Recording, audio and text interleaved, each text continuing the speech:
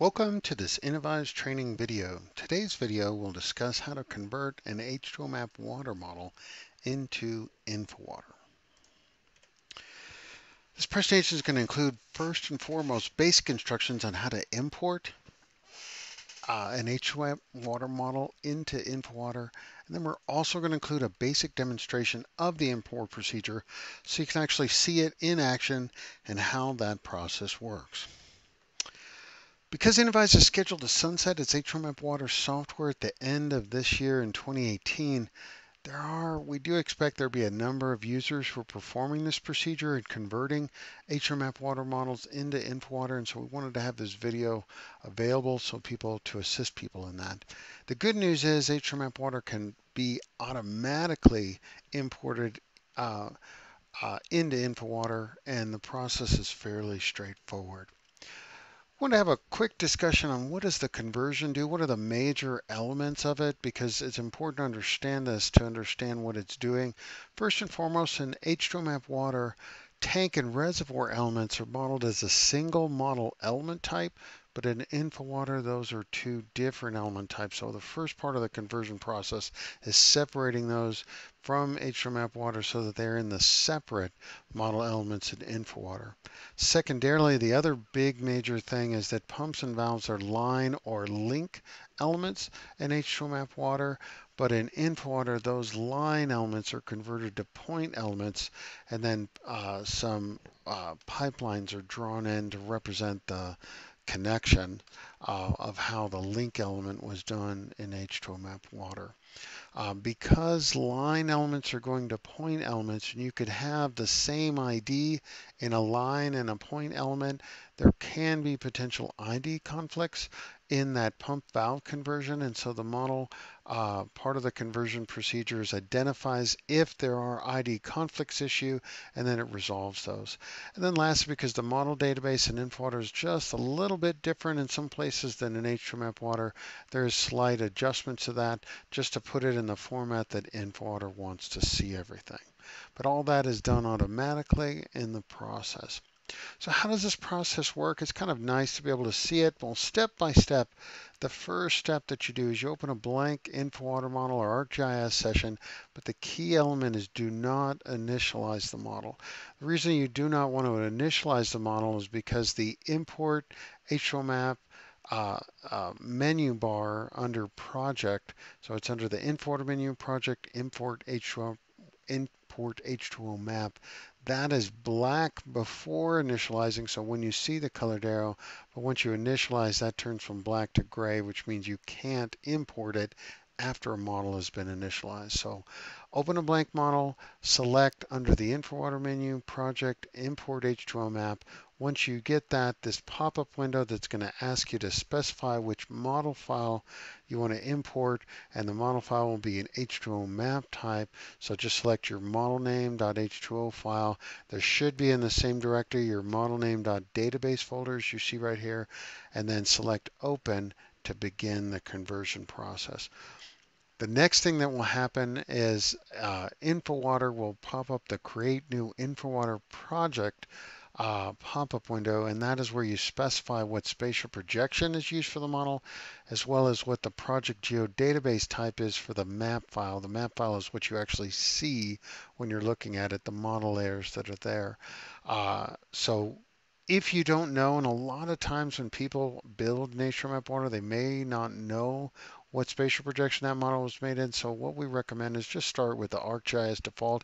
You can always change it easily later. And then that way it has everything it needs to convert it. And then secondarily is to choose what project geodatabase type. You can either have a file geodatabase or a personal geodatabase. Basically, if you've got a large model, 50 to 80,000 pipes or more, file geodatabases are generally better and faster.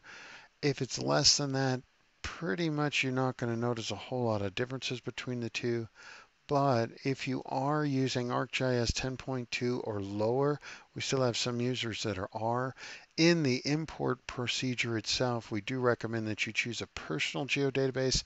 And then if you want to convert that from a personal to a file geodatabase, just give us a contact us at support@innovise.com. We'd be happy to assist you with how to do that. It's very easy. But for the import process, if you're in ARC 10.2 or less, use the personal geodatabase. If you're in 10.3 or higher, really doesn't matter. Both procedures work. You won't have any issues. Once you do select those things and hit OK, InfoWater will continue the import process.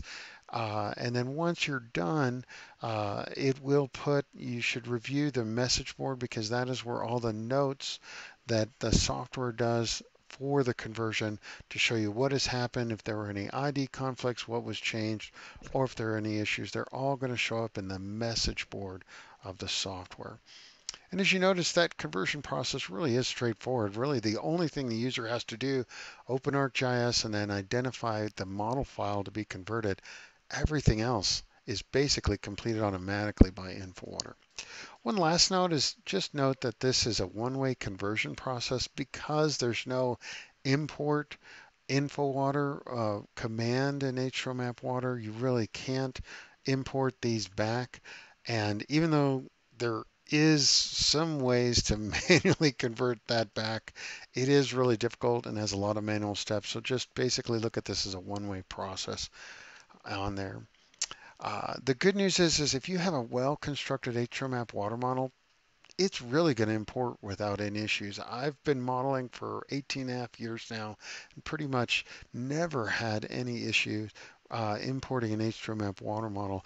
There can be problems in an H2OMAP water model, so we do recommend that you do run the model and review the converted elements, your pumps, your valves, your reservoirs after the conversion, just to make sure that everything runs as expected, that you don't have any issues. And if you do run into difficulties, please don't hesitate to contact us at support@innovise.com. We'd be happy to work with you to assist you in any difficulties that you run into, just because odd things can happen to model, and if they do, they can even cause the import to fail.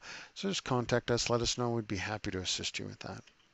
So now we want to move to a demonstration of the software just so you can actually see this import process in itself. And as you notice right here, I've got a blank InfoWater model, so you can see the red colored arrow that's there. So the model is non-initialized. So under the InfoWater menu, under Project, we're going to select Import H2OMAP, and it's going to bring up a browser that you browse where your H2OMAP water model resides.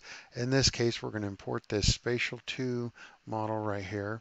Hit Open, and as we discussed, the first thing that's going to pop up is it's going to ask you, hey, what spatial reference do you want to use? For this case, we're going to choose ArcGIS default, and because this is just a tiny model, right now we're just going to choose a personal geodatabase, and then we're going to hit OK. Once we hit OK, you'll see the conversion going. You notice it's blanking, created the model layers. There's some elements going here. It's populating the message board. And so basically, in our message board now, it did give us one warning that said, hey, there was pump ID 10 in the H2OMAP water model that was converted. It changed the ID of that element from 10 to 10p right here because there was a node element in the model already that had an ID of 10. And so to avoid conflicts, it just converted the ID of that model. So we can't run the model until we save it because if you try to, it'll tell you, hey, I don't like that. So we're just going to save this here. And once we save it, then we can run the model just so you can see how it works. And this model, runs with the green light. As you notice, there really wasn't many conflicts there. If we look at the scenarios, it brought in all of the scenarios that were in the other model, and including the data sets that were associated with that. So that's really handy that the model can do that. And just so you can see it, in the H2OMAP water model, this pump was a line connected from this reservoir and then it discharged to this junction. So now that pump, and this was that 10, the one that changed the ID, This was now converted from a line to a point element, and then it created two pipe elements to connect that on there.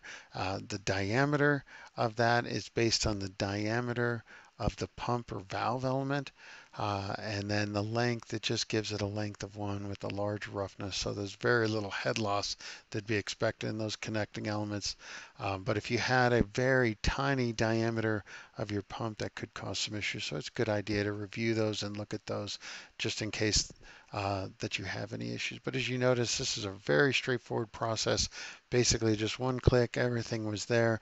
And if you have a nice model, generally that's going to be most people's experience, that you really won't have any problems. There's always exceptions that occurs, and so if that occurs, just give us a call.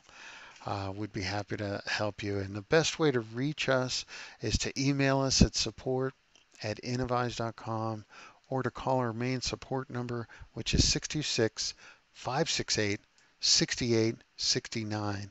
And that phone number is manned basically from 8 a.m. Eastern until 5 p.m. Pacific.